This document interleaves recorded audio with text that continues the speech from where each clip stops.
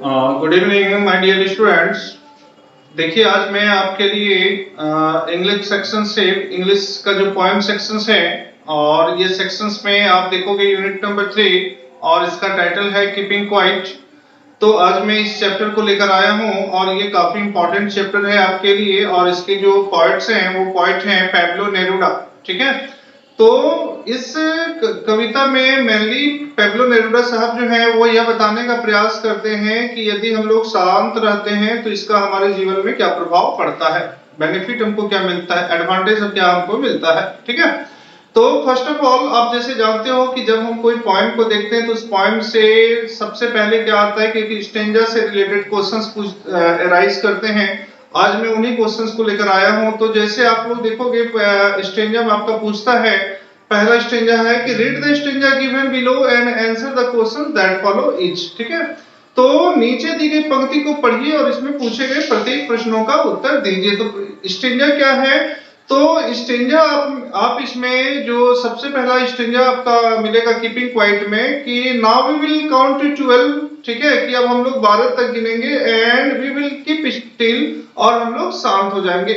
ठीक है, क्या स्टेंजा है कि now we will count to 12 and we will all keep still, तो हम लोग 12 तक गिनेंगे और फिर शांत हो जाएंगे। तो ये स्टेंजा का स्टार्टिंग पॉइंट्स हैं, स्टार्टिंग जो दो पंक्ति होती है वो है। तो इसमें देखिए आपका जो पहला क्वेश्चन अराइज करता है वो क्वेश्चन होता है, क्या क्वेश्चन होता है कि name the poem and the poet of this line, यानी कि इस पंक्ति के कवि और कविता का नाम बताइए। तो बहुत सिंपल में आप लोग आंसर लिखते हो, the name of the poem is keeping quiet and the name of the poet is Pablo Neruda. यानी कि इस पंक्ति के जो कवि हैं, पहले तो कविता आप लिखोगे कि इस पंक्ति की जो कविता है उस कविता का नाम है कीपिंग क्वाइट और इसके जो कवि हैं वो कौन है, वो है पेब्लो नेरुडा। ठीक है, दूसरा इसमें जो क्वेश्चन राइज करता है वो करता है what should we not do for a second, हम लोग को एक क्षण के लिए क्या नहीं करनी चाहिए।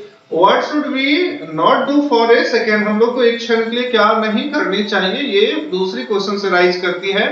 तो आप इसको बहुत सिंपल में आंसर लिखोगे कि वी शुड चीज, ठीक है, all activities for a second. तो हम लोग को विभिन्न प्रकार के जो वर्क हैं, विभिन्न प्रकार के जो ओवर एक्टिविटीज है उसको एक क्षण के लिए नहीं करनी चाहिए। ठीक है, because man has used his arm, मनुष्य जो है अपने आर्म को जो यूज करता है या आर्म को जो उठाता है वह क्या उठाता है, तो use his arm only to kill and destroy other, तो वह दूसरे को मारने के लिए और दूसरे को तबाह करने के लिए अपने आर्म्स को वह उठाता है।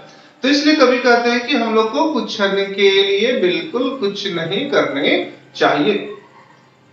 तीसरा क्वेश्चन इसमें है कि what do you understand by the face of the अर्थ। ठीक है, कि इस धरती के चेहरे से आप क्या समझते हैं, what do you understand by the face of the अर्थ, इस धरती के चेहरे से आप क्या समझते हैं। ठीक है, तो the face of the earth refers to the various countries on the surface of the earth. तो यह जो पंक्ति है यह हमें बताता है कि इस जो धरती पर है, इस धरती पर विश्व में विभिन्न प्रकार के देश जो है वह स्थित हैं।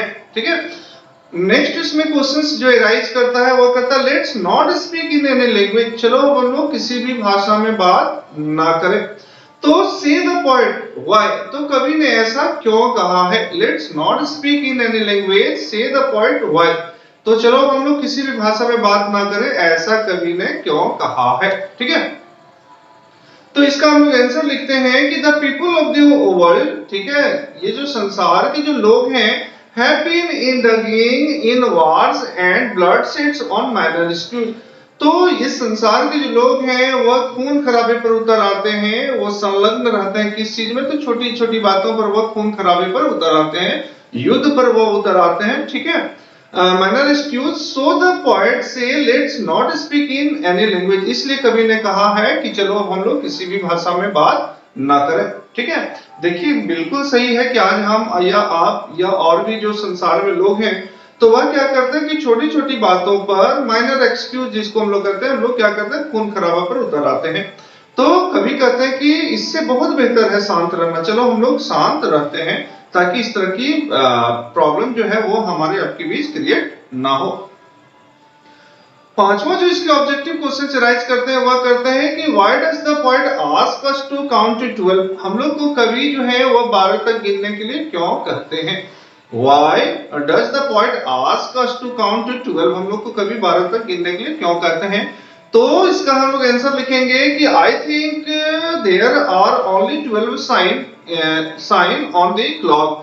तो हम जैसे जानते हैं कि हमारे जो क्लॉक होते हैं, घड़ी होते हैं, उसमें 12 साइन होते हैं। आप लोग देखे होंगे 1 2 3 4 5 6 7 8 9 10 11 एंड 12। ठीक है, तो ये जो क्लॉक में जो साइन होते हैं वो क्यों होते हैं। तो clock to measure hours, so the poet ask us to count to 12। तो ये जो 12 तक जो काउंट होते हैं और ये जो साइन है ये हमको समय का ज्ञान कराता है। तो इसलिए कभी कहते हैं कि हम लोग 12 तक गिनेंगे और बिल्कुल शांत रहेंगे। नेक्स्ट जो क्वेश्चन इसमें राइज करता है कि what is the title of the poem suggest to you. इस कविता का जो पोएम है, मतलब ये जो पोएम है और इस पोएम का जो टाइटल है, टाइटल क्या है, कीपिंग क्वाइट, तो यह आपको क्या सुझाव देता है। तो हम लोग क्या आंसर लिखेंगे कि the title of the poem keeping quiet suggest to me the advantage of keeping quiet. ठीक है, कि यह कविता का जो टाइटल है कीपिंग क्वाइट, यह हमको सुझाव देता है कि यदि हम लोग शांत रहते हैं तो इसका क्या हमको लाभ मिलता है। ठीक है, तो ये सारे क्वेश्चंस को आपको बेहतर ढंग से समझ लेनी है। ओके।